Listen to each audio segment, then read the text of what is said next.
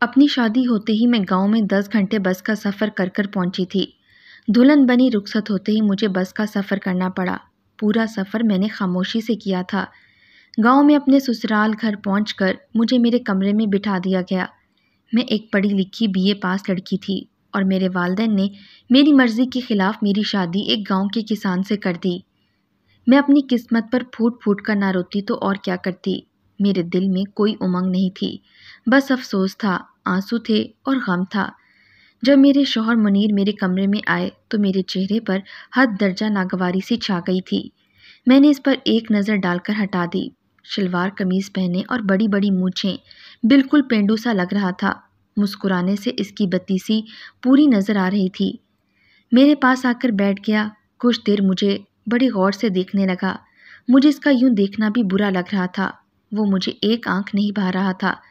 مجھ سے کہنے لگا کہ میں بہت خوش نصیب ہوں جو مجھے تم جیسی پیاری اور پڑھی لکھی بیوی ملی۔ میں نے اس کی بات سن کر ایک تیکھی نظر اس پر ڈالی اور کہا، اور میں بہت بدقسمت ہوں جو مجھے ایک جاہل اور پینڈو شوہر ملا۔ میری بات سن کر اس کے چہرے کی رنگت بدل گئی۔ وہ شاید مجھ سے اس قسم کی کھری بات کی توقع نہیں رکھتا تھا۔ میرے اندر تو پہلے سے زہر بھرا ہوا تھا۔ میرے ماں باپ نے میرے لاکھ منع کرنے پر بھی میری خالہ زاد سے میری شادی کر دی جو گاؤں میں کسان تھا۔ والدین کا کہنا تھا کہ لڑکا شریف اور نیک ہے، کماتا بھی بہت اچھا ہے، تم خوش رہو گی۔ لیکن کیا خوشی کا دارومدار اچھے، نیک اور کماؤ تک ہوتا ہے؟ کیا میرے دل کی خوشی کی کوئی اہمیت نہیں تھی؟ میرے اندر ایسی جلن تھی جس کی وجہ سے میرے لفظ میرے اختیار میں نہیں تھے۔ میرا جی چاہ رہا تھا کہ منیر پر اپنے اندر کی ساری بھڑاس نکال دوں۔ میری بات سن کر وہ مجھے حیرت سے تکے جا رہا تھا، پھر کہنے لگا، کیا بات ہے کنول؟ کیا خالہ نے تمہاری شادی کی چیزیں مرضی سے نہیں لینے دیں؟ اسے لگا کہ جیسے بچپن میں میری والدہ مجھے میری پسند کی چیزیں لینے کی بجائے مجھ پر اپنی پسند مسلط کرتی تھیں اور میں بعد میں اپنا غبار سب کے ساتھ نکالتی تھی۔ اب بھی ایسا ہی کچھ ہوا ہے۔ میں نے سخت تیور اپنا لیے اور کہا، اگر بات چیزوں کی ہوتی تو میں برداشت کر لیتی۔ پہلے جا کر آئینے میں اپنی شکل دیکھو۔ کیا تم اس قابل ہو کہ میں تمہارے ساتھ زندگی گزار سکوں؟ نہ تمہارے پاس اچھی شکل و صورت ہے اور نہ ہی اعلیٰ تعلیم۔ میرے گھر والوں نے میری زندگی برباد کر دی ہے۔ اب بات میرے ضبط سے باہر کی تھی۔ میں رونے لگی۔ وہ چپ سا ہو گیا۔ اس کا چہرہ بجھ سا گیا تھا۔ میں نے روتے ہوئے کہا کہ میں کسی اور سے محبت کرتی ہوں، میں تمہارے ساتھ نہیں رہ سکتی۔ میری یہ بات سن کر وہ تعجب سے میرے پاس سے اٹھ کھڑا ہو گیا۔ کہنے لگا، کنول، یہ کیا کہہ رہی ہو؟ ہوش میں تو ہو؟ میں نے کہا، اس میں حیران ہونے والی کیا بات ہے؟ جس سے میں محبت کرتی ہوں وہ تم سے 1000 درجے اچھا، خوبصورت اور پڑھا لکھا ہے۔ یہ سن کر وہ نم آنکھیں لیے واش روم میں چلا گیا، اور یہ سچ تھا کہ میں ایک لڑکے کی محبت میں مبتلا تھی جس سے میری دوستی کالج آتے جاتے بس اسٹاپ پر ہوئی تھی۔ وہ یونیورسٹی میں پڑھتا تھا۔ وہیں سے پہلے ہماری نظروں کا تبادلہ ہوا، اس کے بعد فون نمبر دیا، باقی کی محبت فون پر پروان چڑھی۔ میں اب بھی اپنی قسمت کو رو رہی تھی۔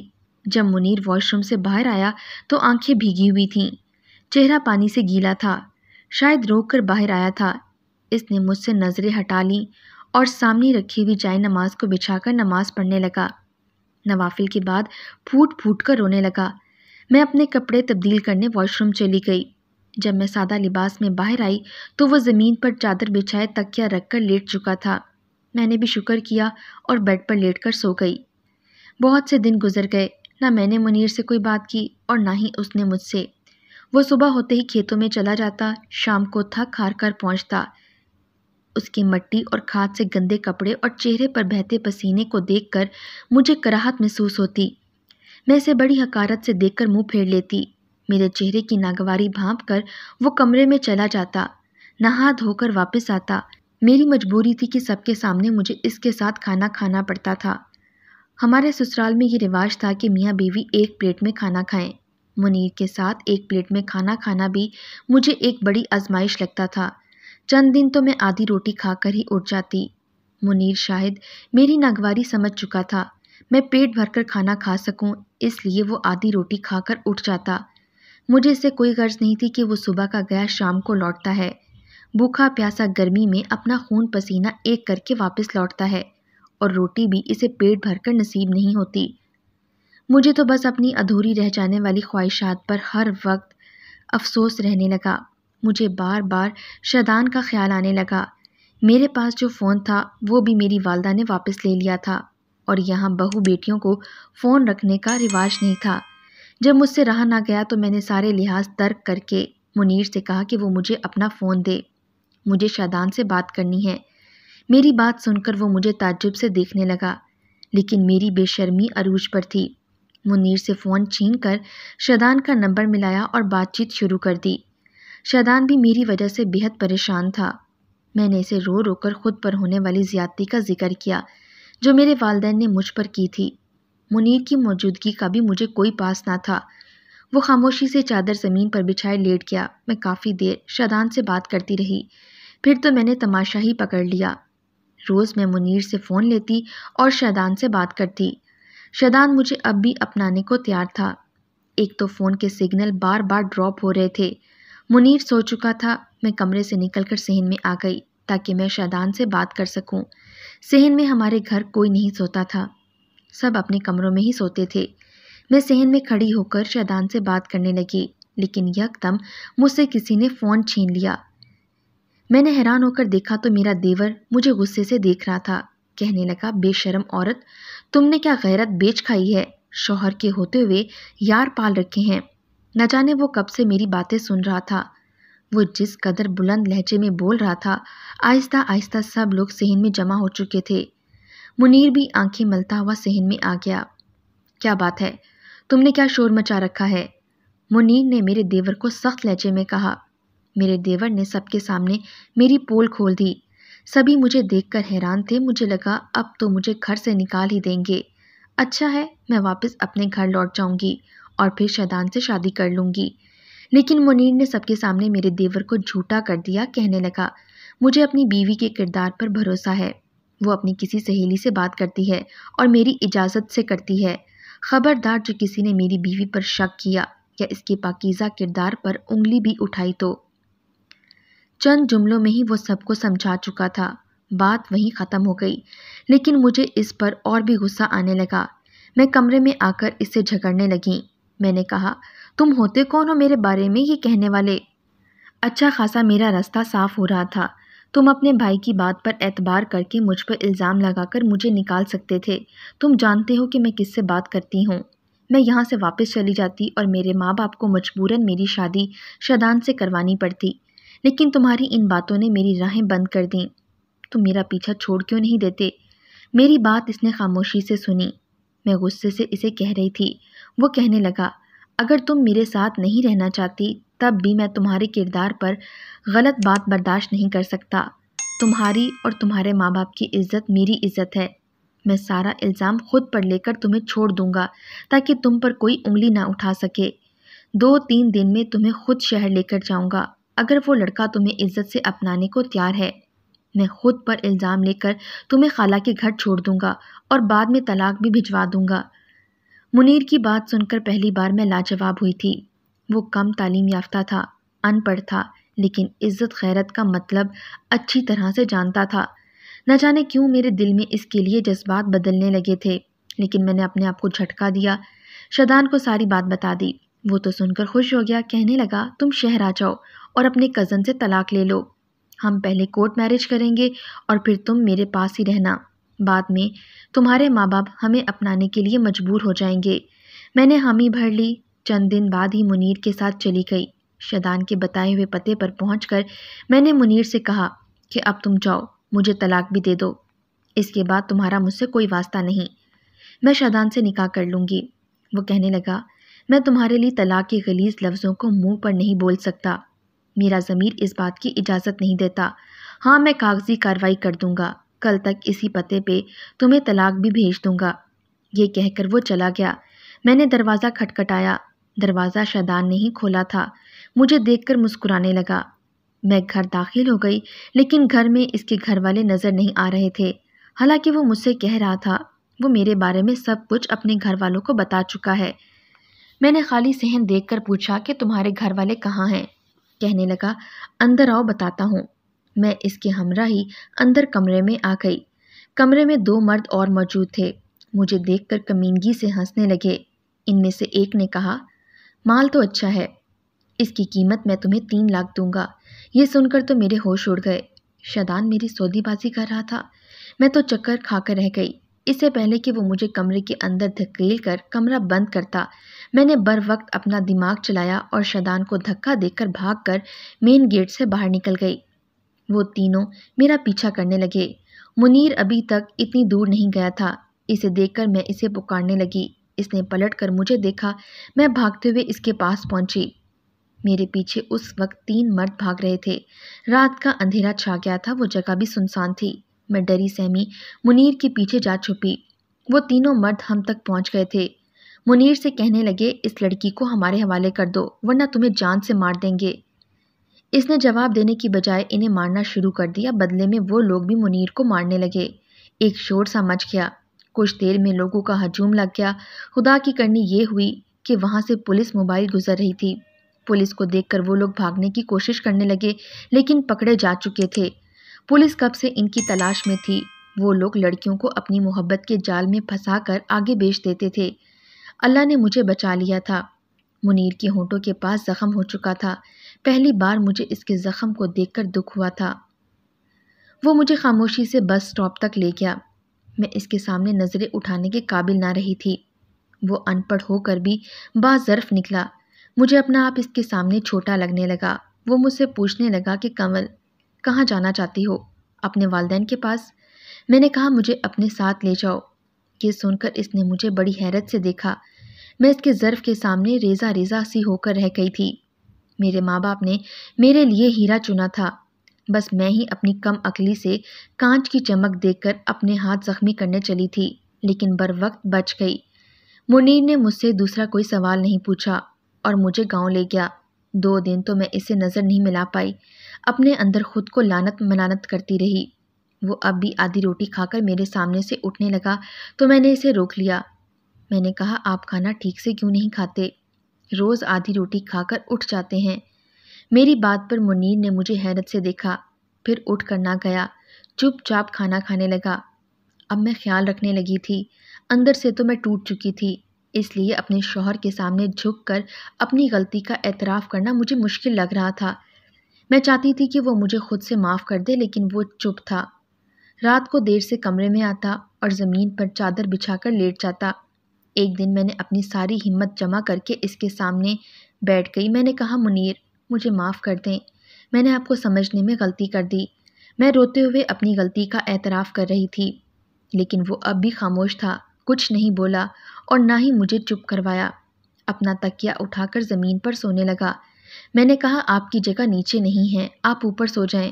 میں جانتی ہوں کہ میری غلطی چھوٹی نہیں ہے، میں نے آپ کا بہت دل دکھایا ہے، لیکن آپ نے ابھی تک اپنا اعلیٰ ظرف ہی مجھے دکھایا ہے۔ ہو سکے تو مجھے معاف کر دینا۔ مجھے لگا اب وہ ضرور میری کوتاہی کو معاف کر کے مجھے سینے سے لگا لے گا، لیکن وہ نہ جانے کیوں مجھے ٹک ٹکی باندھے دیکھ رہا تھا۔ اس کی چپ مجھ سے صحیح نہیں جا رہی تھی۔ میں نے کہا، منیر، کچھ تو کہیں، آپ چپ کیوں ہیں؟ مجھے ڈانٹ لیں، اپنا غصہ مجھ پر نکال لیں، مجھے معاف کر دیں۔ میں اس کی منت سماجت پر اتر آئی تھی، لیکن اس کی چپ برقرار تھی۔ ہماری شادی کو 6 مہینے بیت چکے تھے۔ شادی کے بعد جو چپ کا کفر منیر نے اپنے ہونٹوں پر لگایا، وہ میری منت سماجت اور رونا دھونا بھی نہ کھول سکا۔ وہ مجھے خالی آنکھوں سے دیکھ رہا تھا، چپ چاپ لیٹ گیا۔ صبح چند کاغذات میرے ہاتھ میں تھما دیے، مجھ پر تو گویا آسمان گر پڑا۔ میں تڑپ تڑپ کر رونے لگی، کہنے لگا، منیر، مجھے طلاق مت دو۔ میں اس کے سامنے رونے بلکنے لگی، کہنے لگا، تم پڑھی لکھی ہو، اسے پڑھ کر دستخط کر دینا۔ یہ کہہ کر کمرے سے باہر نکل گیا۔ مجھے نہیں معلوم تھا کہ مرد کے دل سے اتر جانے کے بعد عورت اپنی غلطی پر جتنی چاہے معافی مانگ لے، وہ عزت پھر سے نہیں ملتی، یا شاید مرد سب کچھ سہ لیتا ہے، بس دوسرا مرد برداشت نہیں کر سکتا۔ میں وہ کاغذات کو ہاتھ میں لے کر پھوٹ پھوٹ کر روتی رہی۔ میری اتنی ہمت نہ ہوئی کہ وہ کاغذ پڑھ سکوں۔ میں نے سوچ لیا تھا کہ رات کو منیر کے پاؤں پڑھ کر معافی مانگ لوں گی، لیکن طلاق نہیں لوں گی۔ رات کو جب وہ کمرے میں آیا تو میں اس کے پاؤں میں بیٹھ گئی، گڑ گڑا کر اس سے معافی مانگنے لگی۔ اس نے مجھے دونوں بازوؤں سے پکڑ کر کھڑا کیا، کہنے لگا، تم کاغذ پڑھ لیتی تو یوں نہ روتی، وہ طلاق نامہ نہیں ہے۔ پھر دراز سے نکال کر مجھے کاغذ پکڑا دیے۔ میں نے آنسو پہنچ کر جب کاغذ دیکھے تو وہ زمین کے کاغذات تھے۔ جہاں وہ ہل چلاتا تھا اپنے حصے کی ساری زمین وہ میرے نام کر رہا تھا۔ میں نے حیرت بھری نظروں سے دیکھا کہ وہ اپنا سب کچھ مجھے کیوں سونپ رہا ہے۔ میں نے کہا منیر یہ سب میرے نام کیوں کر رہے ہو؟ کہنے لگا اس لیے کہ تم میری بیوی ہو۔ میں کل شہر جا رہا ہوں، کچھ دن بعد لوٹوں گا۔ منیر نے میرے لاکھ منع کرنے پر مجھ سے دستخط کروا لیے۔ اگلے روز وہ شہر چلا گیا۔ 4 دن میں نے بڑی بے صبری سے اس کا انتظار کیا تھا۔ وہ واپس تو آیا لیکن گھر میں کہرام مچ گیا تھا۔ منیر کی میت گاؤں آئی تھی۔ میری تو دنیا ہی اجڑ گئی تھی۔ اس کا ایک شہری دوست اس کی میت لے کر آیا تھا۔ اسی نے بتایا کہ پچھلے 2 ماہ پہلے ہی منیر کو معلوم ہوا کہ اسے کینسر ہے، وہ زیادہ دن نہیں بچ سکے گا۔ نہ جانے پچھلے 6 ماہ سے کون سا عمل اسے کھائے جا رہا تھا جس کا نتیجہ اس کی جان ہی لے گیا۔ مجھ پر تو غشی کے دورے پڑنے لگے۔ 2 دن بعد میں نے کچھ ہوش سنبھالا، ایک خط میری ساس نے مجھے دیا اور کہنے لگی کنول یہ منیر کے دوست نے دیا ہے، کہہ رہا تھا منیر نے تمہارے نام بھیجا ہے۔ یہ سن کر مجھے حیرت کا جھٹکا لگا تھا۔ میں نے اپنی ساس سے کہا کہ خالہ منیر تو ان پڑھ تھا، پھر خط کیسے لکھا؟ اس پر خالہ نے مجھے تعجب سے دیکھا اور کہا تمہیں کس نے کہا کہ منیر ان پڑھ تھا؟ اس نے 10 جماعتیں گاؤں کے اسکول سے پاس کی تھیں اور 14 جماعتیں پرائیویٹ پڑھی تھیں، ساتھ ہی ساتھ اپنے باپ کا بازو بھی بن رہا تھا۔ میں تو سن کر دنگ رہ گئی۔ میں شادی سے پہلے کبھی گاؤں نہیں آئی تھی۔ مجھے لگا کہ خالہ کے سب بچے ان پڑھ ہی ہوں گے۔ خالہ کہنے لگی تمہیں منیر بچپن سے چاہتا تھا، کہتا تھا اماں کمل تعلیم حاصل کر رہی ہے اس لیے مجھے بھی آگے پڑھنا ہے، کل کو جب وہ میری بیوی بنے تو اسے لوگوں کے سامنے یہ شرمندگی نہ اٹھانی پڑے کہ اس کا شوہر ان پڑھ، جاہل اور گنوار ہے۔ مجھ پر یہ انکشافات کسی ہتھوڑے کی طرح لگے تھے۔ آج تک مجھے منیر نے یہ نہیں بتایا تھا کہ وہ بھی پڑھا لکھا ہے۔ میں نے وہ خط لیا اور کھول کر پڑھنے لگی۔ کمل میں نے آج تک تمہیں نہیں بتایا کہ میں تعلیم یافتہ ہوں، کیونکہ تعلیم حاصل کرنا ہر شہری کا حق ہے اور ضروری بھی۔ پھر ان باتوں کو سب کے سامنے جتایا جائے کوئی ضروری تو نہیں ہوتا۔ میں نے جب سے ہوش سنبھالی ہے اپنی ماں کو یہی کہتے سنا کہ وہ تمہیں اپنی بہو بنانا چاہتی ہیں، اس لیے میرے دل میں تمہاری محبت کی کونپلیں بچپن سے ہی پھوٹنے لگی تھیں۔ جیسے جیسے میری عمر بڑھتی رہی میری محبت بھی پروان چڑھتی رہی۔ کب میری محبت ایک تناور درخت کی طرح میرے وجود میں اپنی جڑیں پکڑ چکی تھیں مجھے اندازہ ہی نہیں ہوا۔ مجھے جب بھی اماں یہ کہتی کنول پڑھ رہی ہے تو مجھے بھی پڑھائی کا شوق ہونے لگتا۔ جب وہ یہ کہتی کہ کنول کو کھانے میں یہ پسند ہے مجھے وہی چیز کھانے میں اچھی لگنے لگتی۔ میں شاید غلطی سے تم سے عشق کر بیٹھا تھا کنول، اس لیے شادی کی رات تمہارے منہ سے یہ سب باتیں سن کر مجھ سے برداشت ہی نہیں ہوا۔ میں نے آج تک کبھی آنسو نہیں بہائے تھے، رونا تو بہت دور کی بات تھی، حالات کا ڈٹ کر مقابلہ کیا تھا، لیکن اس دن تو میری ہمت ٹوٹ کر رہ گئی۔ مرد سب کچھ سہ سکتا ہے لیکن اگر لڑکی شادی کی پہلی رات یہ کہہ دے کہ وہ شوہر کی بجائے کسی اور سے محبت کرتی ہے تو شوہر کا مان اعتبار چکنا چور ہو جاتا ہے۔ میں بھی ٹوٹ چکا تھا، پھر میں نے تم سے محبت بھی بہت ٹوٹ کر کی تھی، اس لیے جب تم میرے سامنے اپنے عاشق سے باتیں کرتی، ایسی باتیں جن پر شوہر ہونے کے ناطے میرا حق تھا، تو میرا دل خون کے آنسو روتا تھا۔ کب یہ غم مجھے کینسر میں مبتلا کر گیا مجھے پتہ نہ چلا۔ میں نے اپنی ساری جمع پونجی تمہارے نام کر دی کہ کہیں میرے مرنے کے بعد تمہارے ساتھ کوئی حق تلفی نہ کر سکے۔ تم آزاد ہو کنول، پوری عزت کے ساتھ تمہیں کوئی بھی اپنا سکتا ہے۔ میری محبت شاید میرا مسئلہ تھی، اس لیے قبر تک میرے ساتھ جائے گی۔ خط پڑھتے ہوئے میں زاروں قطار رو رہی تھی۔ میری بے اتنائی نے میرے شوہر کی جان لے لی۔ میں دھاڑے مار مار کر رونے لگی۔ میری ساس مجھے دیکھ کر گھبرا سے گئی، کہنے لگی کنول ایسا کیا لکھ دیا اس نے؟ میں کیا جواب دیتی، کیا کہتی؟ میں نے کیا کھو دیا؟ مجھے عقل تب آئی جب میں خالی دامن رہ گئی تھی۔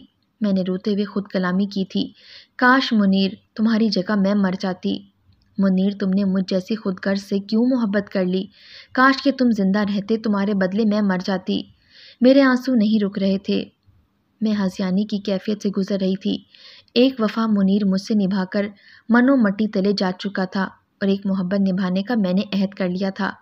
آج میری عمر 50 سال ہو چکی ہے اور میں اب بھی منیر کی بیوہ ہوں۔ میں نے اپنے شوہر سے محبت اس کے مرنے کے بعد کی تھی، جو اس عمر میں پہنچ کر ایک تناور درخت کی شکل اختیار کر چکی تھی۔ اس کی محبت کی جڑیں مجھے اندر مضبوطی سے پکڑ چکی تھیں۔ میں بیمار رہنے لگی ہوں۔ مجھے اب بھی یہی لگتا ہے کہ منیر کو مرے ہوئے بس چند گھنٹے ہی ہوئے ہیں۔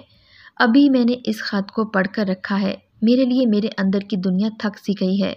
میرا زخم آج بھی ہرا ہے۔ میرے دکھ میں کبھی کمی نہیں آ سکتی۔